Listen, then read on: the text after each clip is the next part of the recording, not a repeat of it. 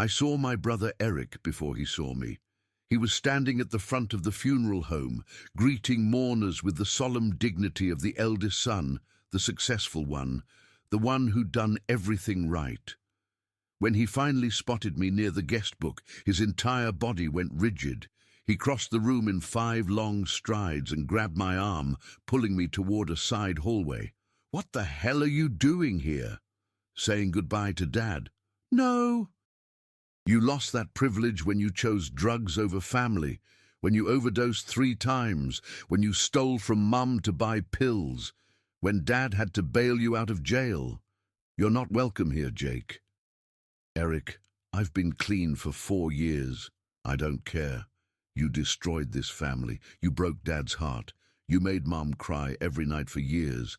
And then when you finally got out of rehab for the 3rd time, you just disappeared. Didn't call, didn't write, didn't show up for holidays. You were dead to us. You chose to be dead to us. I stayed away because you told me to. You said I wasn't welcome until I proved I could stay clean. I said a lot of things. And you took the easy way out by just vanishing. Dad died thinking you didn't care about him, died waiting for a call that never came, and now you show up at his funeral like you have any right to grieve. Of course I have a right. He was my father. He stopped being your father when you chose heroin over him. When you stole the watch Grandpa gave him to pawn for drug money. When you broke into the house on Christmas Eve looking for cash while we were at midnight mass. You made yourself dead to this family, Jake. So stay dead. Get out. Eric, you're dead to me. You're dead to Mom. You're dead to everyone here who actually loved Dad and showed up for him when it mattered. Not just now when he's in a casket. So leave before I have security throw you out. I felt the familiar shame washing over me, the shame of all those years I'd been an addict, hurting everyone who loved me, stealing and lying and destroying trust. Eric was right about all of it. I had been a nightmare to this family, but he was wrong about one thing. I had stayed clean. 4 years, 2 months, and 16 days sober. I'd rebuilt my life. I just hadn't known how to rebuild my relationship with a family that had every reason to never trust me again. "I'm clean," I said quietly. 4 years. I have a job, an apartment. I volunteer at a recovery center. I'm not that person anymore. Great. You want a medal? You want us to celebrate that you finally stopped being a drug addict? That's what you're supposed to do, Jake. You don't get credit for not stealing from your family. That's just basic human decency. I know. I'm not asking for credit. I'm just asking to say goodbye to Dad. You can say goodbye from the parking lot. You're not sitting in that chapel. You're not standing at that casket. You're not part of this family anymore. We mourned you years ago, Jake. We already had your funeral in our hearts, so go be dead somewhere else. A woman in a suit approached, 50s, professional, with kind eyes that had seen too much. "Excuse me, are you Jacob Miller?" "Yes." "I'm Sandra Phillips, your father's attorney. I need you to come with me. Your father left specific instructions that you be present for the service and the will reading afterward." Eric's face went from angry to incredulous. "That's impossible. Dad wouldn't. He cut Jake out of everything years ago. He told me Jake was dead to him." "Did he? Or did you tell Jake that your father felt that way?" Ms. Phillips's voice was gentle but firm. "Jacob, your father and I had several conversations before he died. He wanted to make sure you'd be at the funeral. He was worried you wouldn't come because of what your brother had been telling you." "What I'd been telling him? I was telling him the truth. Dad was done with Jake. We all were." "Were you? Or were you speaking for your father without actually knowing what he wanted?" She turned to me. "Jacob, your father tried to reach you. Called the phone number he had for you multiple times over the past 3 years. Did you ever get those messages?" I shook my head, confused. "I changed my number when I got out of rehab. Fresh start. I didn't tell anyone in the family because Eric told me not to contact them." Ms. Phillips nodded sadly. "That's what your father suspected. He tried to find you through mutual friends, through recovery centers, through every connection he could think of. He was still looking when he was diagnosed with cancer 8 months ago. Dad had cancer. I looked at Eric, shocked. Why didn't anyone tell me? Because we don't know where you are. Because you disappeared. Eric's voice was defensive now, not just angry. I'm on Facebook. I have a LinkedIn profile. I'm not hiding. I thought you didn't want to find me. Ms. Phillips handed me a folder. Your father kept copies of every attempt he made to reach you. Phone records showing calls to your old number, messages sent through Facebook that apparently you never saw, inquiries with recovery centers asking if anyone knew a Jacob Miller. He was looking for you, Jacob, right up until he died 3 weeks ago. I felt like I'd been punched. 3 weeks ago. The funeral is just happening now. Your father requested a delay. He asked me to keep looking for you until the very last moment.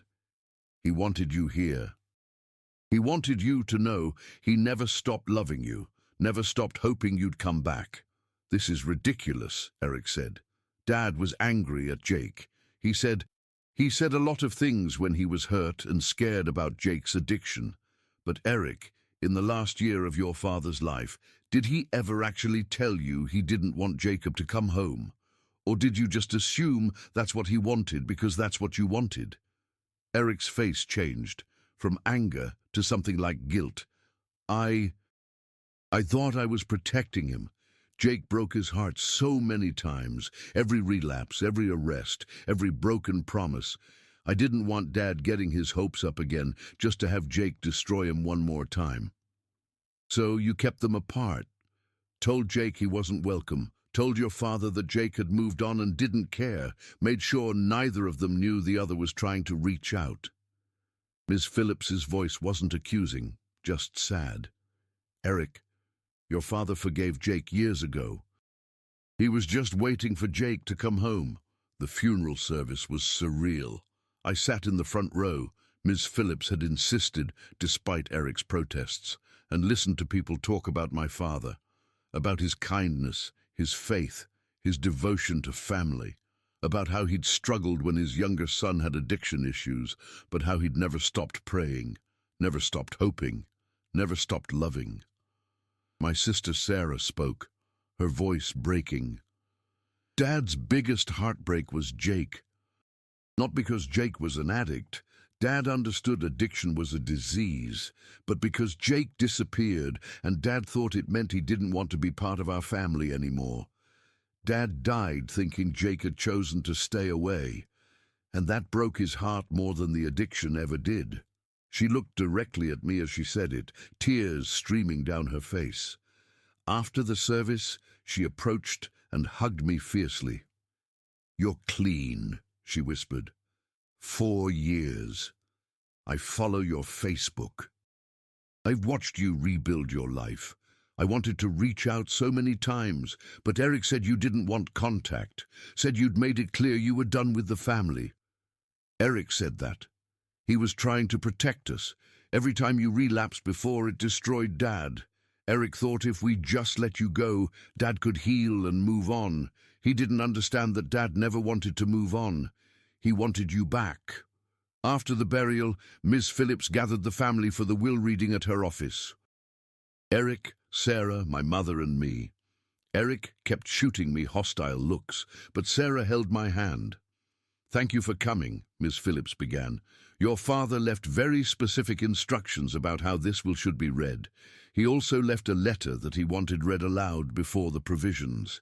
Eric, he specifically wanted you to hear this. She opened an envelope and began reading my father's handwriting. To my family, if you're hearing this, I'm gone. And I hope, I pray, that Jacob is there to hear it, because if he's not, it means Eric succeeded in keeping us apart until the very end. Eric, I need to say this directly. I love you. You're a good son, successful, responsible, everything a father hopes for. But you were wrong about Jacob, catastrophically wrong. When Jake was deep in his addiction, I said terrible things. I said I was done with him. I said he was killing me. I said maybe we'd all be better off if he just stayed gone. I was hurt and scared and exhausted from years of relapses and broken promises, but I didn't mean it. Not really. I was just at my breaking point.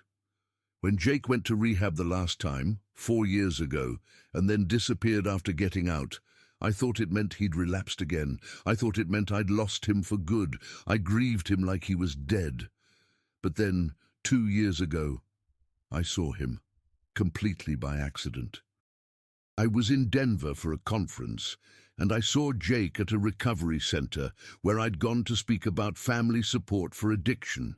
He was there volunteering, helping other addicts, clearly healthy and sober.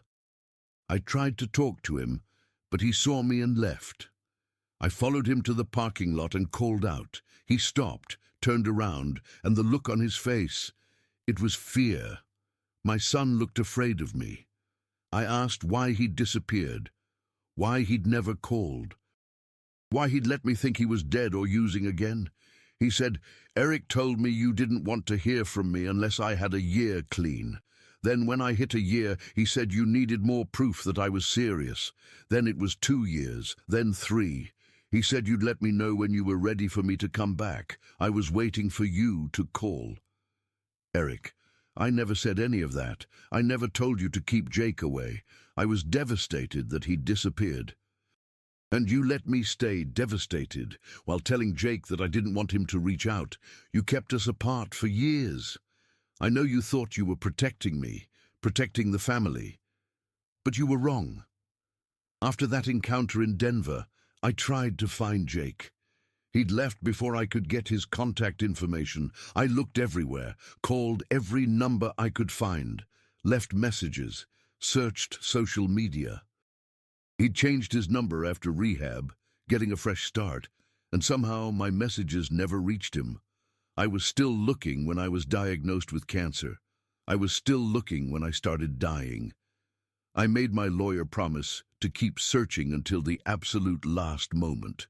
If Jake is hearing this, I want him to know I never stopped loving you, never stopped wanting you to come home, never stopped being proud that you got clean.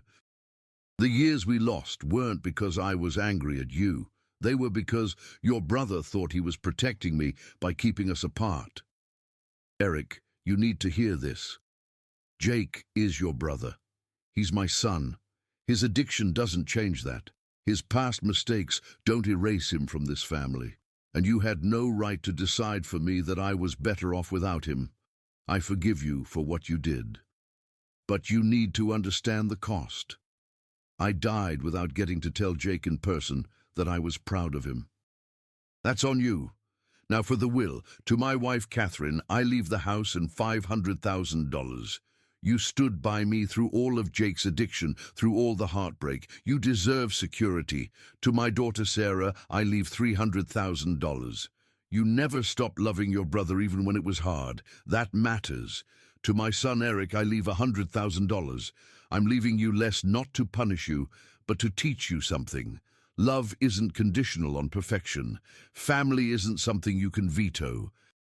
You made a terrible mistake keeping me from Jake. Learn from it. To my son Jacob, I leave my business, my investment portfolio, and all remaining assets. Current value approximately $2.8 million. I'm giving you my business because you're in recovery, you're helping others, and you understand the value of second chances in ways Eric never will. I'm giving you the money because you'll actually need it. You're still building your life. And I'm giving you everything because I want you to know you were never dead to me. You were always my son, always loved, always wanted. Jake, I'm sorry for the years we lost. Sorry your brother kept us apart. Sorry I died before I could find you and bring you home. But I never stopped being proud of you for getting clean, never stopped loving you, never stopped hoping you'd come back. You're my son. You always were. Don't let anyone, including your brother, tell you otherwise. Eric, I love you. But you have a lot to make up for. Start by accepting that your brother belongs in this family. Sarah, take care of your brothers, both of them. Catherine, I love you. Thank you for everything. And Jake, my boy, welcome home. I wish I could say it in person. But since I can't, I'm saying it the only way I have left. Through this will, through this letter, through giving you everything I built because you deserve it and because I love you. Come home, Jake. You were never dead to me. Dad. The office was silent except for the sound of my sobbing. Sarah was crying too, holding me. My mother reached across the table to squeeze my hand, and Eric sat frozen, his face pale. I was trying to protect him, Eric said finally, his voice hollow. Every relapse destroyed Dad. I watched him age 10 years every time you went back to using. I thought if I just kept you away, he could finally have peace. You kept him from his son, Ms. Phillips said quietly. Jake was clean for years and you kept them apart. Made Jake think his father didn't want him. Made your father think Jake had chosen to stay away. You broke both their hearts trying to protect one of them. I didn't know Jake was actually clean this time. All the other times, this time was different and you didn't bother to find out, just kept them apart based on assumptions. Eric looked at me, and for the first time I saw something besides anger. I saw guilt and shame and the dawning realization of what he'd done. I'm sorry, he whispered. Jake, I'm so sorry. I thought I was doing the right thing. You thought I'd relapse again. I understand. I gave you every reason to think that. I wiped my eyes. But Eric, I was clean. For years. And you never even checked. Never even looked to see if maybe this time I'd actually made it. I was wrong. About everything. God, Dad died thinking you'd chosen to stay away, and it's my fault. Yes, it is, Ms. Phillips said. The question now is what you do about it. At my dad's funeral, my brother said I was dead to him. Said I'd lost the right to be family when I chose drugs. Said Dad had died thinking I didn't care. Then the lawyer said Dad disagreed. That Dad had been looking for me for years. That he'd died still searching. That Eric had kept us apart, telling me Dad didn't want contact while telling Dad I'd moved on, and that Dad had left me his entire business as proof that I was never dead to him. I took over Dad's construction company 6 months later, changed the name to Second Chance Construction, and specialized in hiring people in recovery. Gave them the opportunities Dad would have wanted them to have. Eric and I are slowly rebuilding our relationship. It's hard. There's a lot of damage. But Sarah insists we try, and I'm learning that forgiveness is part of recovery too. I'm 4 years, 10 months and 3 days sober now. I have Dad's business. I have a family that's learning to trust me again. I have a second chance I almost didn't get because my brother thought he was protecting everyone by keeping me away. At my dad's funeral, my brother said I was dead to him. But Dad's will proved I was never dead to Dad, just separated by someone who thought love meant protection instead of acceptance. I wish Dad had found me before he died. Wish I could have told him in person that I made it, that I stayed clean, that I became someone he could be proud of. But his will told me he already knew, already was proud, already loved me despite everything. Sometimes that has to be enough. And today, 4 years sober and running his business, it is.